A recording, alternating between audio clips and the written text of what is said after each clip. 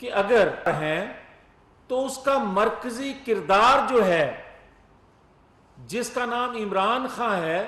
اس پر تو 9-10 مئی کے واقعے کی آج تک ایف آئی آر مقدمہ درج نہیں ہو سکا۔ جو بینیفیشری ہے اور جس کے بارے میں انتہائی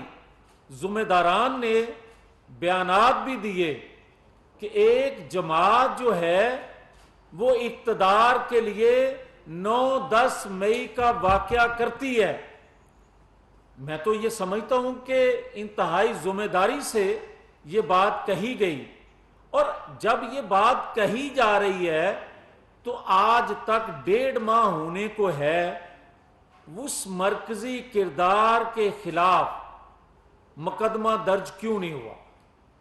سزا پھر کیسی ہوگی؟ اور جو پکڑے گئے ہیں وہ تو اس کی ہدایت پہ انہوں نے حملہ آور ہوئے، جو ہدایت دینے والا ہے اس کو کیوں نہیں گرفتار کیا جاتا؟ اور میں یہ سمجھتا ہوں کہ جب ایک ادارہ خود احتسابی کرتا ہے، جو کہ بڑی اچھی نوید ہے، قوم کے لیے بڑا اچھا پیغام ہے، تو پھر دوسرا ادارہ جو اس وقت سہولت کاری بلکہ اس وقت سرپرستی بھی کر رہا تھا، وہ خود احتسابی کیوں نہیں کر رہا؟ مجھے تو حیرانگی اس بات پہ ہے کہ اس ادارے نے 9-10 مئی کو کے حوالے سے، اس واقعے کے حوالے سے نوٹس کیوں نہیں لیا؟ اور میں حیران ہوں اس عدلیہ کے حوالے سے کہ جناب آج اس کو احتساب کے سکنجے سے محفوظ کیوں رکھا جا رہا ہے؟ اور مجھے آج اس بات پہ بھی حیرانگی ہے کہ کیا پاکستان کے اندر فوجی عدالتیں نہیں کام کر رہی تھیں آج سے پہلے بھی؟ اور آج فوجی عدالتوں کو عدالتوں میں جس طرح ڈسکس کیا جا رہا ہے، اس سے پہلے کیوں نہیں تھا؟ اور کیا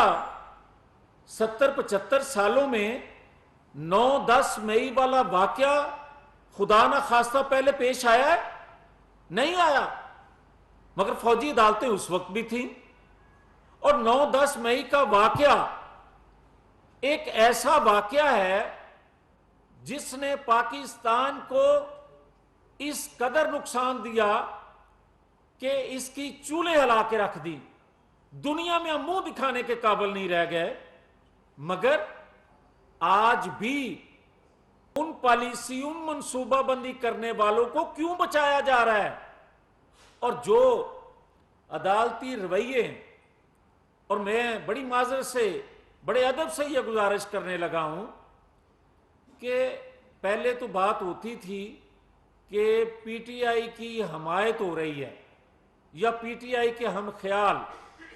میں ثبوت کے ساتھ یہ بات کہہ رہا ہوں کہ 2018 میں پی ٹی آئی کا ٹکٹ ہولڈر جب جسٹس بن جائے تو پھر میں انصاف کہاں سے لینے جاؤں گا؟ پھر 9-10 مئی کا انصاف میں کہاں سے لینے جاؤں؟ مجھے یہ بتائیں کہ جب یہ کہا جاتا ہے کہ جناب دبئی میں جو پلان تیار ہو رہا ہے، کبھی لندن کا کہا جاتا ہے، میں دبئی پہ آ جاتا ہوں، آج کل بڑی بات کی جا رہی ہے، ہاں لندن میں، دبئی میں ایک پلان تیار ہو رہا ہے، اور وہ کر رہا ہے جس کو بے گناہ ہوتے ہوئے بار بار نکالا جاتا ہے پاکستان سے۔ اس محسن پاکستان کا جو منصوبہ بندی وہ کر رہے ہیں، دبئی میں بیٹھ کے سنو، وہ دبئی میں بیٹھ کر بار بار نکالے جانے کے باوجود بھی وہ پاکستان کی معاشی اور مہنگائی کو کنٹرول کرنے کے لیے، کم کرنے کے لیے روڈ میپ بنا رہا ہے۔ اور جو روڈ میپ بنا رہا ہے پاکستان کی معاشی ترقی کے لیے، مہنگائی کو کم کرنے کے لیے، اس پر تو انگلیاں اٹھاتے ہو بے گناہ ہوتے ہوئے بھی اس کے لیے کوئی از خود نوٹس نہیں کہ 2017 میں ہم سے غلطیاں ہوئیں، اقرار کرنے کے باوجود بھی اور جس کو عوام کی خواہش کے برعکس، عوام کی مخالفت کے باوجود، آر ٹی ایس بند کرنے کے باوجود 2018 میں لایا گیا، اور اس نے جو چن چڑھایا 9-10 مئی کو، اس کے لیے آج بھی جو ججز گیٹ کھلتے ہیں وہ تو پاکستان کے اوپر حملہ کرنے کی جو منصوبہ سازی، جو روڈ میپ آج بھی بنا رہا ہے، اس کو کوئی پکڑنے کے لیے تیار نہیں ہے۔ یہ ہے فرق ایک محسن پاکستان کا اور پاکستان پر 9-10 مئی کو حملہ کرنے والوں کا فرق واضح۔ اور جب عوامی نمائندوں کو آپ پھانسی چڑھاتے ہو، جب آپ ان کو ہائی جیکر بناتے ہو، جب ان کو آپ پاکستان بے دخل کرتے ہو، اور وہ بار بار پاکستان آتے ہیں، وہ بار بار پاکستان کی ترقی کا روڈ میپ بناتے ہیں، وہ پاکستان کو دفاعی لحاظ سے ناقابل تسخیر بناتے ہیں، وہ پاکستان کے اندر سے دہشت گردی کا خاتمہ کرتے ہیں، وہ پاکستان کو سی پیک کا تحفہ دیتے ہیں، وہ پاکستان کے اندر توانائی بحران کے حل کے پروجیکٹ لگاتے ہیں، ان کو تو باہر نکال کر ان کے متعلق ایک ذہن سازی کی جاتی ہے کہ یہ ڈاکو ہیں، یہ چور ہیں، یہ لٹیرے ہیں۔ آج جب قوم کو احساس دلایا نہیں ہو گیا، بلکہ کچھ سہولت کاروں کی خواہش کے برعکس پھر بھی ہو گیا کہ آج کے حالات سے، آج کے بھنور سے پاکستان کو نکالنے کی صلاحیت اللہ کی رحمت کے بعد اگر کسی میں ہے لیڈرشپ میں، تو اس کا نام نواز شریف ہے۔ تو ایک نیا کھیل شروع کیا جا رہا ہے۔ کہا جا رہا ہے کہ اگر نواز شریف نے 2/3 اکثریت لے لی تو یہ ایک بہت بڑی دھاندلی سے دلائی جائے گی۔ یہ بیفور الیکشن ہی لوگوں کے ذہنوں میں یہ چیز ڈالنے کی ان کی طرف سے کوشش کی جا رہی ہے جو بڑے سرمایہ دار ہو چکے ہیں، جو ہمیشہ چور دروازوں سے اقتدار حاصل کرتے ہیں، جو ہمیشہ بیساکھیوں کے بل بوتے پہ اقتدار حاصل کرتے ہیں۔ تو میں یہ کہنا چاہتا ہوں کہ نواز شریف خدا کے فضل و کرم سے دنیا کی کوئی طاقت نواز شریف کو پاکستان آنے سے اور نواز شریف کو چوتھی بار عوامی حمایت سے وزیر اعظم بننے سے نہیں روک سکتی، کیونکہ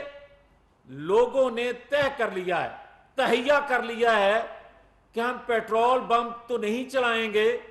مگر نواز شریف کے آنے پر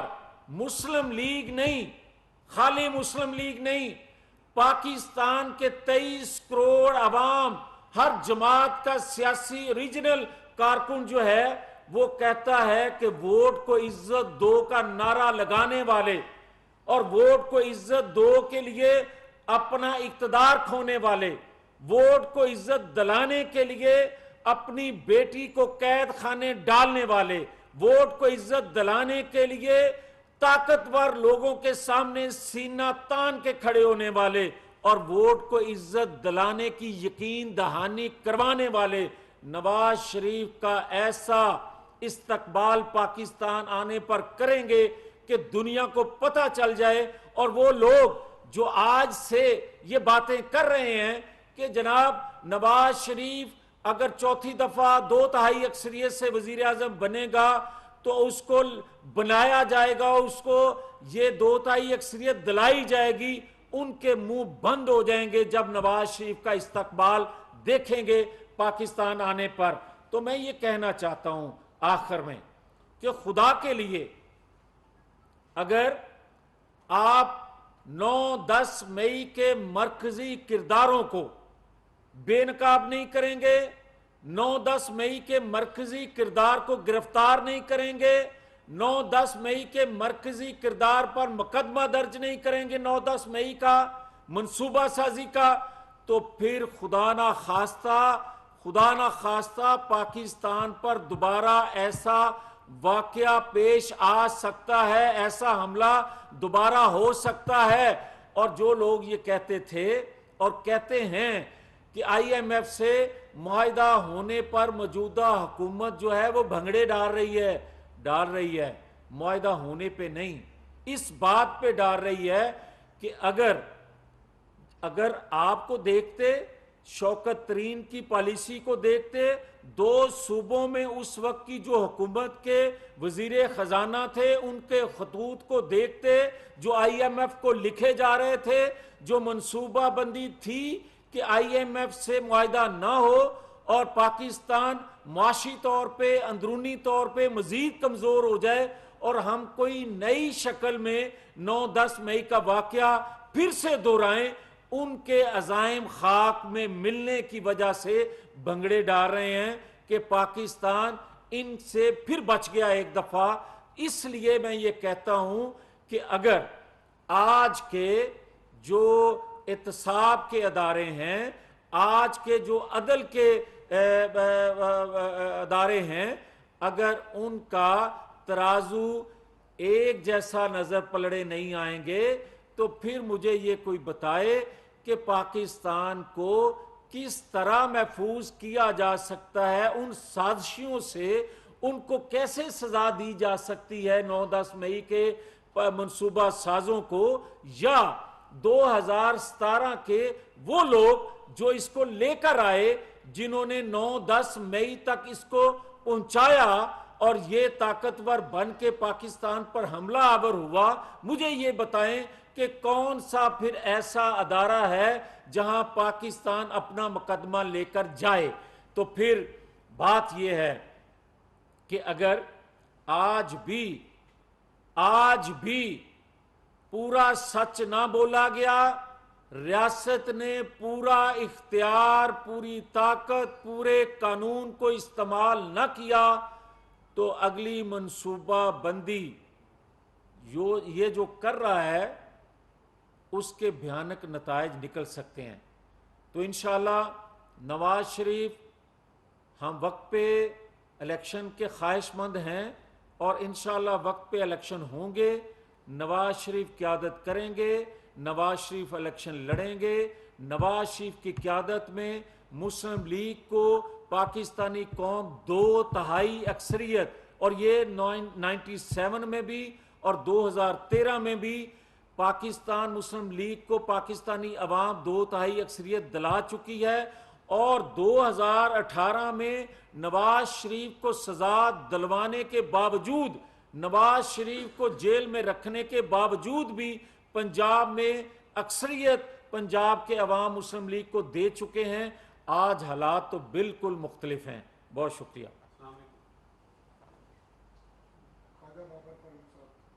میاں صاحب، آپ ایک سینئر سیاستدان پارلیمنٹیرین ہیں اور بلا شبہ آپ سیاسی بصیرت رکھتے ہیں۔ میاں صاحب، آپ نے کہا کہ الیکشن بر وقت ہوں گے اور نواز شریف قیادت کریں گے آپ کی انتخابی مہم کی۔ میاں صاحب، میں یہ جاننا چاہتا ہوں کہ جو سابق دور میں پی ڈی ایم کا جو ایک پلیٹ فارم، ایک فورم وجود میں آیا، اس میں اتحادی جماعتیں باہم شیر و شکر نظر آئیں۔ میرا اشارہ آپ سمجھتے ہوں گے کہ آپ کے جو دو بڑے اتحادی ہیں اس حکومت کے، پاکستان پیپلز پارٹی اور مسلم لیگ۔ سوال میرا یہ ہے کہ الیکشن میں دونوں بڑی جماعتوں کا مل کے الیکشن لڑیں گے پی ڈی ایم کے فورم سے، یا چلیں میں گزارش کرتا ہوں۔ گزارش یہ ہے کہ یہ ایک قومی حکومت تھی، یہ کوئی انتخابی اتحاد نہیں تھا، یہ بار بار ہم کہتے آ رہے ہیں، اور مسلم لیگ آئندہ آنے والے انتخابات میں نہ تو انتخابی اتحاد کسی سے کرنے جا رہی ہے، اور جہاں تک کسی چند ایک سیٹوں پر سیٹ ایڈجسٹمنٹ کی بات ہے، اس کے بھی حامی آج جو پاکستان کے اندر مسلم لیگ کے سر ہیں وہ نہیں چاہتے۔ باقی حتمی فیصلہ نواز شریف پاکستان آنے کے بعد کریں گے۔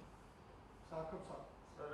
یہ بتائیے گا کہ آج 5ویں پریس کانفرنس میں آپ نے نواز شریف کی وطن واپسی کی لبیت سنائی ہے،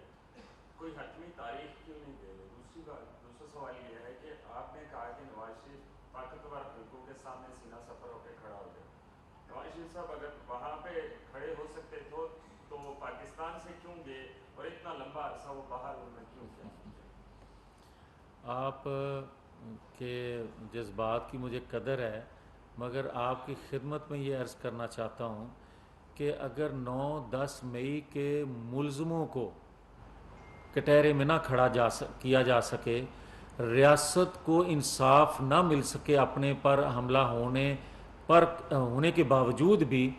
تو نواز شریف کو انصاف کہاں سے ملے گا؟ یہ آپ کا جواب ہے۔ دوسرا میں آپ سے یہ عرض کروں کہ نواز شریف نے ہمیشہ ووٹ کو عزت دو، آئین قانون کی بالادستی کے لیے آج پہلی دفعہ آواز بلند نہیں کی۔ نواز شریف پچھلے 30 سال سے اسی سلوگن کے ساتھ اور اسی خواہش کے ساتھ کہ آئین قانون کے مطابق اگر پاکستان کو چلایا جائے گا تو پاکستان میں استحکام آ سکتا ہے، ورنہ سازشی جو ہیں، ورنہ سہولت کار جو ہیں وہ ریاست کو کمزور کرتے رہیں گے۔ آج وہ مقصد جو نواز شریف کا تھا وہ اس وقت پورا ہوتا آپ کو نظر آیا جب اداروں نے یہ کہا کہ ہم اے پولیٹیکل ہیں، جب اداروں نے خود احتسابی کا عمل شروع کیا، جب ہماری آواز پر جو سہولت کاری ہم کہتے تھے اس پر اداروں نے ایکشن لینا شروع کیا۔ ہاں، ہم آج خواہش یہ ضرور رکھتے ہیں کہ دیگر ادارے جو ہیں وہ بھی خود احتسابی کریں تاکہ پاکستانی قوم کا اعتماد بحال ہو سکے۔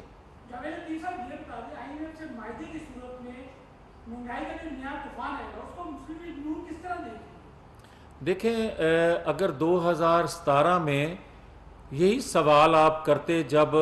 نواز شریف کو نکالا گیا تھا اور 35 روپے کلو آٹا